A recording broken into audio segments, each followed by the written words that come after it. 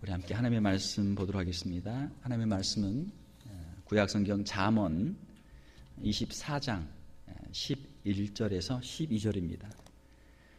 구약성경 938페이지 잠언 24장 11절 12절 우리 짧은 말씀인데 저와 여러분 같이 우리 합독해서 같이 읽도록 하겠습니다.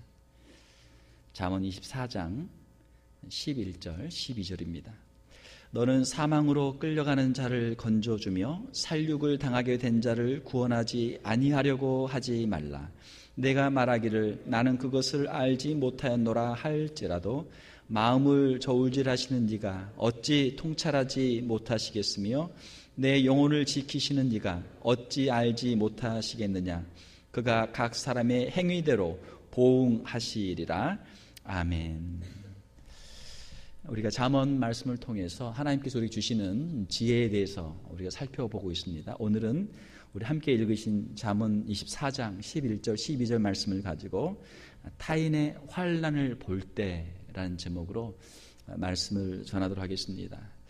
우리가 성경 말씀을 읽고 또 우리 신앙생활을 하는 가운데 우리 크리스찬들이 잘하고 있지만 한 가지 약점 중에 하나는 하나님의 말씀을 개인적으로 많이 읽고 개인적으로 많이 적용을 한다라고 하는 것이죠. 물론 개인적으로도 우리가 먼저 말씀을 읽고 은혜 받고 적용을 해야 되지만 또 이것을 우리가 이웃과의 관계 속에서 사회적으로 적용을 해야 되는데 그러한 부분에서 많이 약하다라고 하는 것이죠. 잠언에서는 우리에게 그 교훈을 여러 가지를 주시는데 그 중에 하나는 오늘 우리가 읽었던 말씀, 타인의 환난을 볼 때 우리가 어떻게 해야 될 것인가 하는 이웃과의 관계에 있어서 교훈을 우리에게 말씀을 주고 있습니다. 우리가 살고 있는 이 세상은 천국이 아니기 때문에 여러 가지 많은 불의가 있고 또 죄악들이 있습니다. 때로는 다른 사람의 그 잘못, 죄악 때문에 뜻하지 않게 억울하게 고통을 당하는 사람들이 있는 것을 우리가 종종 보게 되는 것이죠.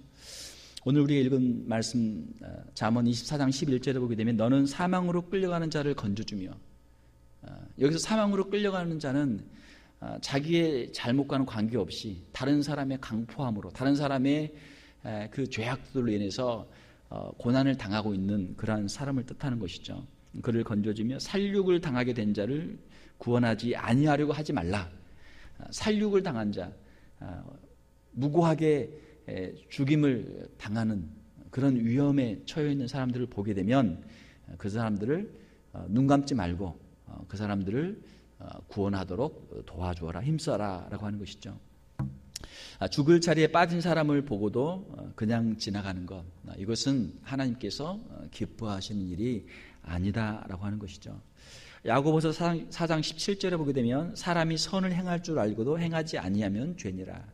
하나님 우리에게 힘을 주셨는데, 우리에게 능력을 주셨는데 하나님의 영광을 위해서 또 이웃을 사랑하기 위해서 그것들을 사용하지 않고 그것을 아끼고 또 자기 자신만을 위해서 사용할 때 그것이 죄가 된다라고 하는 것입니다. 생명의 위협 가운데 있는 사람을 보면 그를 도와주는 것이 하나님의 뜻이다라고 하는 것이죠.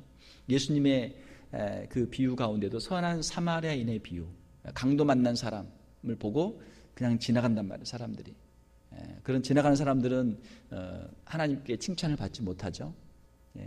비록 사마리아인이라고 할지라도 강도 만난 사람을 보고 그를 도와주고 그 생명을 구해주고 그를 도와줄 때 주님께로부터 칭찬을 받는 것을 우리가 잘 알고 있습니다.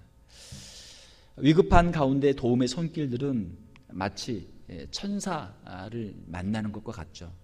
위급할 때 천사를 만나는 것 같아요. 저도 벌써 이제 1년이 훨씬 지났지만 교통사고를 당했을 때 그 사람들이 그냥 지나가지 않고 거기서 911을 불러주고 또 거기서 저를 꺼내주고 이런 모든 것들, 물론 이제 바로 꺼내지는 않고 이제 구급차 올 때까지 이제 안전하게 도와주었는데 저는 이렇게 꼼짝 못하고 있었기 때문에 그분들 얼굴도 보지를 못했어요.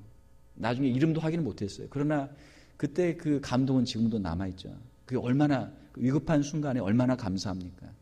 그렇단 말이에요. 그래서 우리가 다른 사람의 도움을 우리가 받을 때도 있고 또 우리에게 힘이 있을 때는 또 다른 사람들을 도와줄 책임이 또 우리에게 있는 것이죠. 성경에 보게 되면은 다른 사람의 생명을 구해준 사람들의 아름다운 이야기들이 많이 있습니다. 우리가 사무엘상 20장에 보게 되면은 요나단이 다윗을, 그 사울 왕, 자기 아버지죠. 아버지가 다윗을 죽이려고 할 때 그를 구해줍니다. 그 억울하게 다윗이 고난을 당하고 생명의 위협 가운데 있을 때 그를 구해준단 말이에요. 나중에는 이 다윗이 요나단의 그 아들에게, 자녀에게 그 환대를 해주고 그 아버지의 은혜를 갚아주죠. 그러니까 우리가 선한 일을 할 때 또 이것이 이제 돌고 돌아서 결국은 또 우리에게도, 또 우리 자손들에게도 복이 되는 줄로 믿습니다. 또 우리가 열왕기상 18장에 보게 되면은 오바댜라고 하는 그 왕궁을 맡은 자가 있는데, 아합과 이세벨의 핍박 가운데서 수많은 하나님의 종들이 위협을 당할 때 100명의 선지자들, 100명의 하나님의 사람들 50명씩 이렇게 나누어서 그 사람들에게 숨을 곳을 허락해 주고 또 떡과 또 물을 공급해 주는 그러한 장면이 있습니다. 또 우리가 다니엘서 2장에 보게 되면은 다니엘이 바벨론의 그 포로로 잡혀 있을 때 그 왕이 꿈을 꾸었는데 꿈을 해몽하지 못하는 바벨론의 그 박사들을 다 죽이려고 할 때 다니엘이 그 사람들의 생명을 구해주죠. 그 사람들을 죽이지 않도록 그렇게 하고 자신이 하나님의 지혜로 꿈을 해몽하면서 또 그 사람들의 생명을 구원해주죠.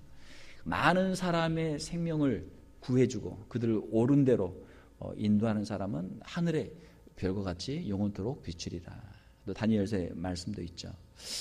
또 에레미야 26장과 또 38장에 보게 되면은 이 유다가 멸망하기 바로 직전에 하나님의 말씀을 전했던 에레미야 선지자가 있죠. 에레미야 선지자가 이스라엘 백성들의 죄에 대해서 지적하고 그들의 그 회개에 대해서 외칠 때 유다의 백성들이 회개하지 않고 오히려 적반하장으로 이 에레미야 선지자를 박해하죠. 에레미야 선지자를 얼마나 괴롭힙니까? 그때 에레미야 26장에 보게 되면은 아히감이라고 하는 사람이 에레미야를 죽이려는 백성들로부터 고관들로부터 그를 구해주는 장면이 있고, 또 에레미야 38장에 보게 되면 에벳 멜렉이라고 하는 왕궁의 내시 구스인인 그 사람이 또 에레미야를 또 구해주는 그러한 장면이 있습니다. 그러니까 하나님의 종들이 생명의 위협 가운데 있을 때 그들을 돕고 그들을 구해주는 사람들이 있어요. 그들에게는 하나님께서 선지자의 상으로 하나님이 갚아주실 줄로 믿습니다. 또 신약에도 보게 되면은 사도행전 23장에 보게 되면은 바울이 주의 복음을 전할 때 유대인들이 그렇게 핍박한단 말이에요. 모르는 사람도 아니고 같은 동족, 동포인 유대인들이 그렇게 사울을 죽이려고 핍박을 해요. 자, 그때 이 매복을 하고 이제 호송 중에 있는 그 바울을 죽이기 위해서 유대인들이 매복을 하죠. 그때 바울의 생질이 그걸 알게 되고 그걸 미리 호위하는 로마 장교에게 이야기를 해서 이제 그 유업에서 벗어나도록 생명을 구해주는 그러한 장면들이 있습니다. 성경에 보게 되면은 하나님의 사람들을 돕고 그들의 생명의 위협 가운데서 그들을 구해주는 그러한 사람들이 많이 나오고 있습니다. 이 말씀에 있는 것처럼 사망으로 끌려가는 자를 건져주며 살육을 당하게 된 자를 구원하는 그러한 의인들인 것이죠. 우리가 역사를 보게 되면은 역사 가운데에서도 그러한 일들이 있었습니다.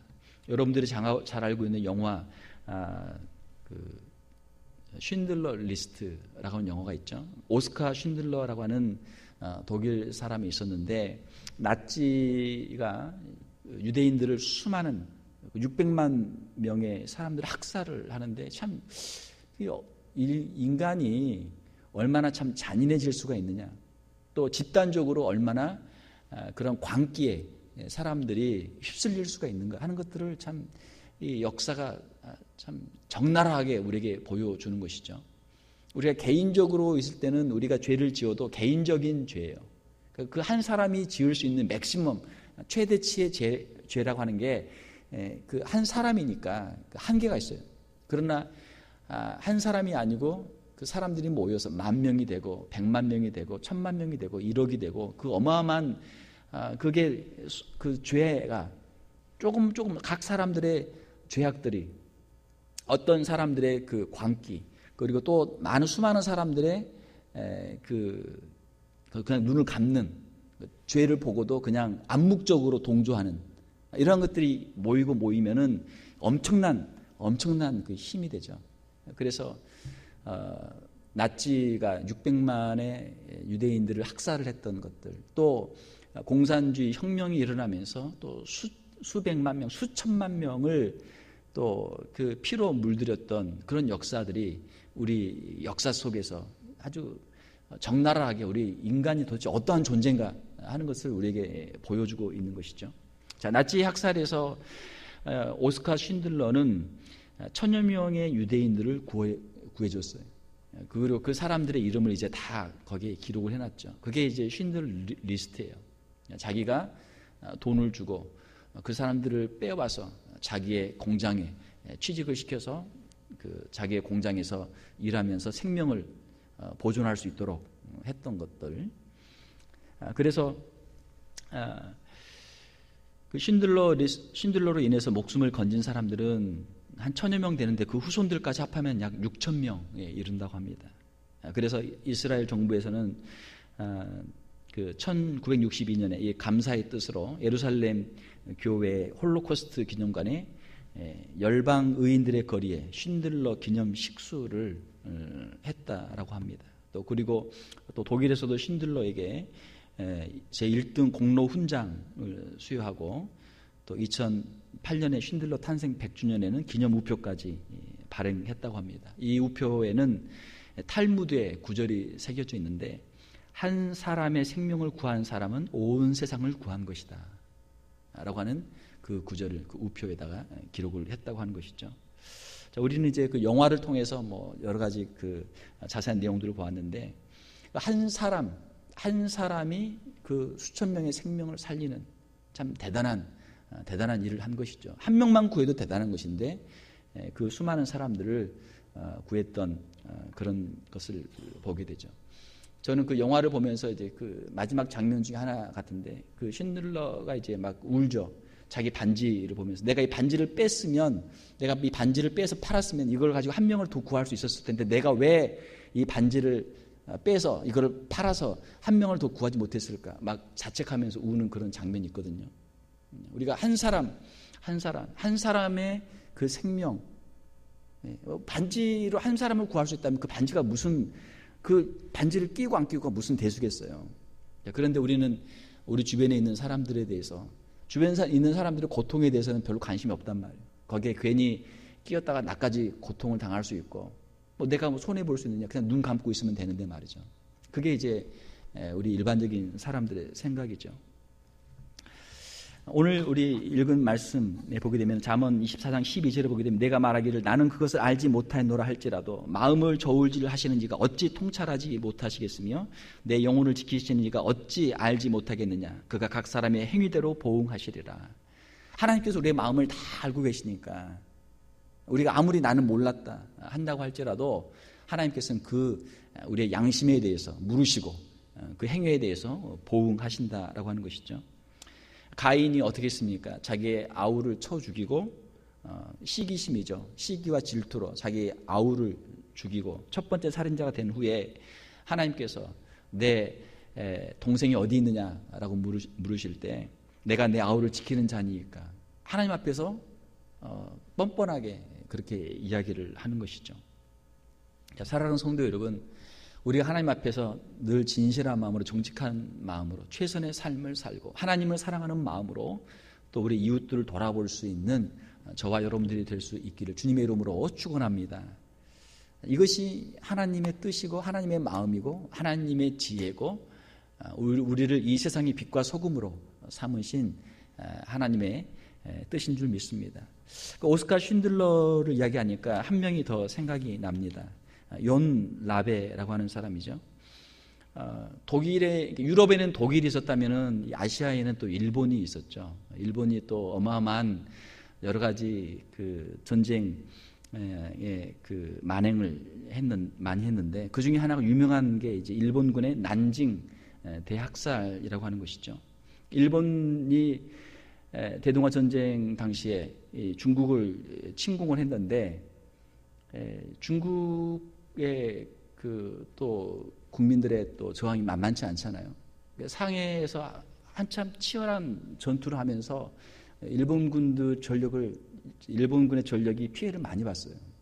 그래서 상해에서 간신히 이제 전투에서 승리한 후에 바로 그 당시 이제 그 국민당의 수도였던 난징으로 이제 쳐들어가게 되는데 난징에 그 당시 한 이제 70만 정도, 물론 이제 좀 더 있었지만 일단 그 부자들이나 좀 능력 있는 사람들이 이미 이제 일본군이 쳐들어오니까 빠져나가고 거기에 이제 힘없는 이제 이런 피난 못 가는 사람들이 한 70만 정도 남아 있었는데 난징에 들어와서 거기서 6주간 동안 적게로는 몇만 명, 많게는 30만 명을 무차별로 학살을 했어요.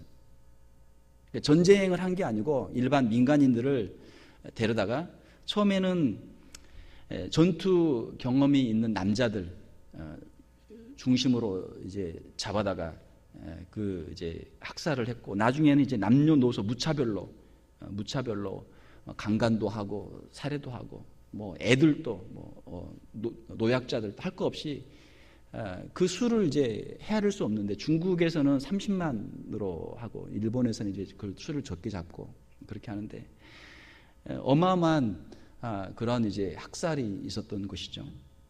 그때 독일 사람으로서 이제 지멘스 사회 지사장으로 그 난징에 있던 욘 라베라고 하는 사람이 이제 그 광경을 보면서 자신의 집을 이제 도피처로 삼아서 그 중국 사람들을 이제 보호를 한 것이죠.